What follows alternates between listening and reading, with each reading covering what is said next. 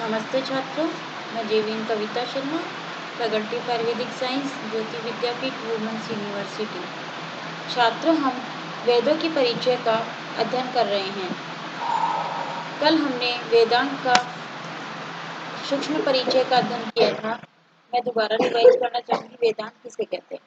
वेदों के अध्ययन में सहायक ग्रंथों को वेदांग कहा जाता है। ये 6 प्रकार के होते हैं। कौन कौन से होते हैं? शिक्षा, कल्प, व्याकरण, निरुक्त, छंदस और ज्योतिष। 6 वेदांगों का संक्षिप्त परिचय मैं आपको बताने जा रही हूँ। शिक्षा, सबसे पहले शिक्षा। वेदांग में वेदों के शुद्ध उच्चारण के लिए नियमित अर्थात नियम द्वारा सम्मिलित होते हैं। अर्थात शुद्ध पाठ के लिए अर्थात शुद्ध उच्चारण के लिए कुछ नियम सम्मिलित होते हैं। शिक्षा, वेदांग को हम ध्वनि उच्चारण की शिक्षा का प्राचीनतम शास्त्र भी कह सकते हैं। ऋग, प्रातिक शाक्य आदि अनेक प्रातिक शाक्य ग्रंथ और पाणिनीय शिक्षा आदि अनेक शिक्षा ग्रंथ शिक्षा वेदांग में परिगणित होते हैं। अब है कल्प। कल्प वेदांग का संबंध वैदिक यज्ञों के बीच विधि विधान से होता है। कौन सा यज्ञ किया जाए, इसी का नाम कल्प है। कल्प नाम में वेदांग के 4 प्रकार के ग्रंथ हैं। सूत्र शैली रचित होने के कारण कल्प सूत्र नाम से प्रसिद्ध है। ये कल्प सूत्र 4 प्रकार के हैं। श्लोक सूत्र, श्रुति अर्थात वेद में कहे जाने गए बड़े बड़े यज्ञों की विधियां मिलती है। ग्रह सूत्र, जिनमें ग्रह आदि घरों में होने वाले यज्ञों की विधियां मिलती है। धर्म सूत्र, जिनमें व्यक्ति समाज के आचार व्यवहार के नियम मिलते हैं। अर्थात शल्य सूत्र, जिनमें यज्ञ की वेदी बनाने विधि नाम परिणाम दी गई है। व्याकरण, इस वेदांग में वेदों में आए शब्द पदों की व्युत्पत्ति की गई है। उनके प्रमुख रूप को स्पष्ट किया गया है। इस वेदांग का प्रमुख ग्रंथ पाणिनीय की अष्टाध्यायी है। अब है व्याकरण। वेदांग को अब है व्याकरण। वेदांग में वेदों में आए शब्द और पद की व्युत्पत्ति दी जाती है। उनकी शुद्ध रूप को स्पष्ट किया जाता है। इसे वेदांग का प्रमुख ग्रंथ पाणिनीय की अष्टाध्यायी है। निरुक्त, निरुक्त किसे कहते हैं? निरुक्त है इस वेदांग में वेद में आए हुए कठिन पदों का निर्वचन किया गया, जो वेद का अर्थ ज्ञान कराने में सहायक है।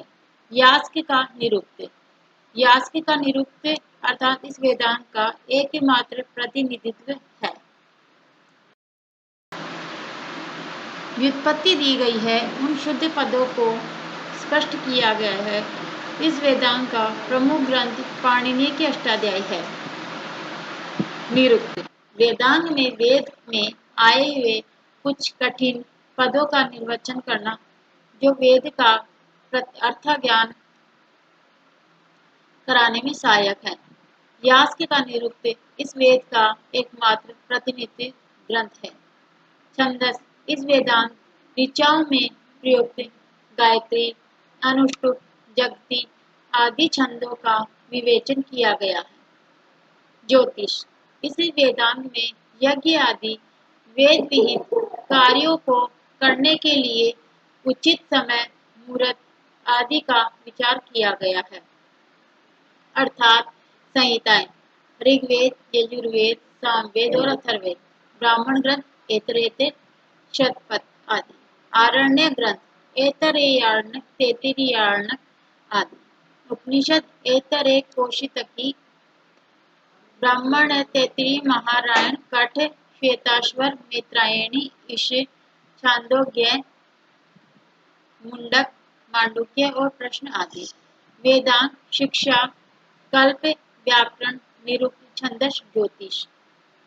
अर्थात कहा गया है कि जो वेदांग है इसके अंदर कौन कौन से हो गए? शिक्षा, कल्प, व्याकरण, निरुक्त और ज्योतिष। अब हम ऋग्वेद का अध्ययन करेंगे।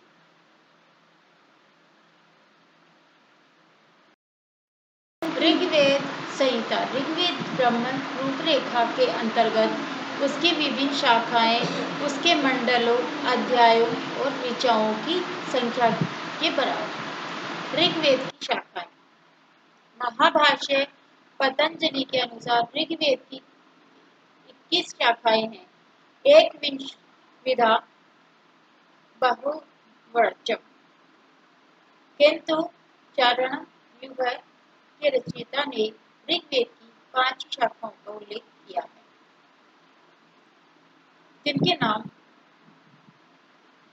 शाक्ल शाखा, बाष्कल शाखा, अश्वलायन शाखा, शांखायन शाखा, मांडुक्यायन शाखा। अर्थात ऋग्वेद की केवल शाक्ल शाखा ही संपूर्ण रूप से उपलब्ध होती है, वही प्रचलन में भी है। ऋग्वेद का भौतिक विभाजन। ऋग्वेद की शाक्ल शाखा की संहिता में ऋग्वेद की ऋचाओं का विभाजन 2 रूपों में उपलब्ध होता है, अष्टक क्रम के अनुसार और मंडकल अर्थात मंडल क्रम के अनुसार। अष्टक क्रम के अनुसार ऋग्वेद की संपूर्ण ऋचाओं को अष्टकों में बांटा गया है। प्रत्येक अष्टक में अध्यायों की संख्या भी 8 ही है। अध्यायों में वर्ग है। प्रत्येक वर्ग में 5 से लेकर 9 ऋचाएं उपलब्ध होती है। संक्षेप में बताया गया है। अष्टक्रम के अनुसार ऋग्वेद के 8 अष्टक, 64 अध्याय तथा 2006 वर्ग है। मंडल कर्म के अनुसार ऋग्वेद की संपूर्ण 10 मंडलों में विभक्त है। संपूर्ण ऋचाएं क्या है? 10 मंडलों में विभक्त है। 10 मंडलों के आधार पर ही ऋग्वेद को 10 शतई कहते हैं। ऋग्वेद के प्रत्येक मंडल में अनुवाक अनुवादकों में सूक्त है। सूक्त की ऋचाएं, इन्हीं को मंत्र भी कहते हैं। मंडल कर्म के अनुसार ऋग्वेद संहिता में 10 मंडल, 85 अनुवाक, 1028 सूक्त, 1580 व 1/4 ऋचाएं हैं। वर्तमान में ऋग्वेद के मंडल कर्म के अनुसार विभाजन को ही विशेष महत्व दिया गया है। अनेक विद्वानों का मत है कि विभाजन ऐतिहासिक भी हो सकता है और वैज्ञानिक भी। ऋग्वेद संहिता का शाब्दिक अर्थ है छंदोबद्ध शब्द वाला मंत्र का वेद, अर्थात छंदोबद्ध मंत्र वाला वेद। प्रार्थना को ऋचा कहते हैं। वेद शब्द विद्य ज्ञान धातु से बना है। वेद शब्द का अर्थ है ज्ञान, शब्द संहिता शब्द का अर्थ है इसका संकलन करना। ऋग्वेद का अर्थ हुआ है छंदोबद्ध ज्ञान का संग्रह। ऋग्वेद में वैदिक ऋषियों द्वारा की गई स्तुति प्रार्थनाओं का संकलित किया गया है। देवताओं की संख्या 33 की गई है, अर्थात जो ऋग्वेद है उसमें देवताओं की संख्या 33 बताई गई है। इनमें से लगभग 20 देवता ही ऐसे हैं जिनके संबंध में 3 या 3 से अधिक सूक्त मिलते हैं। सर्वाधिक सूक्त इंद्र की सूक्त में भी स्तुति में भी होती है। सर्वाधिक सूक्त लगभग 250 इंद्र की स्तुति में है।